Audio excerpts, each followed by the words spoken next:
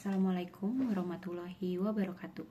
Perkenalkan, saya Sabrina Mahardika, peserta Latsar CPNS Provinsi Jawa Barat dari Angkatan 1 Kelompok 2 NDH 11. Kali ini saya akan menyampaikan hasil pengalaman belajar saya pada Latsar CPNS hari keempat.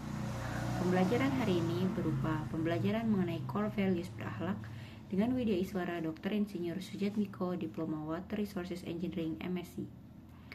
Pak Sujatmiko mengawali materi dengan menjelaskan bahwa nilai dasar ASN yang kemudian dikembangkan menjadi branding ASN adalah bangga melayani bangsa.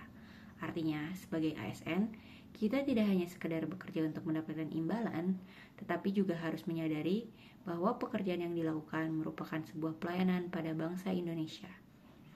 Prinsip pelayanan terhadap bangsa ini diterjemahkan ke dalam kode etik core values ASN, yaitu berakhlak, yang merupakan singkatan dari berorientasi pelayanan, akuntabel, kompeten, harmonis, loyal, adaptif, dan kolaboratif.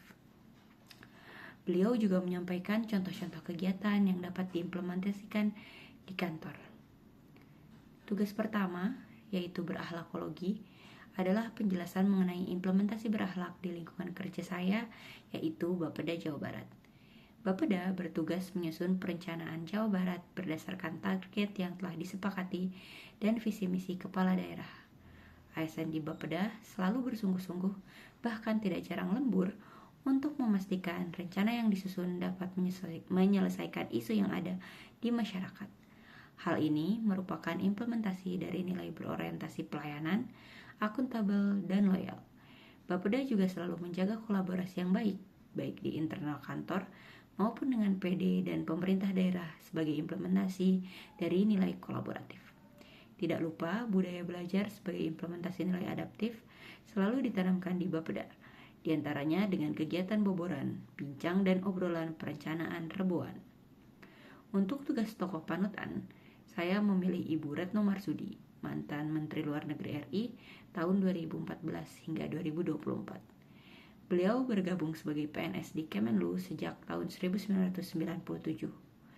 Sebagai Menlu perempuan pertama, Ibu Retno memiliki kemampuan adaptasi dan kemauan belajar yang tinggi, hingga dapat menjadi Menlu dan tokoh yang dipercaya di PBB.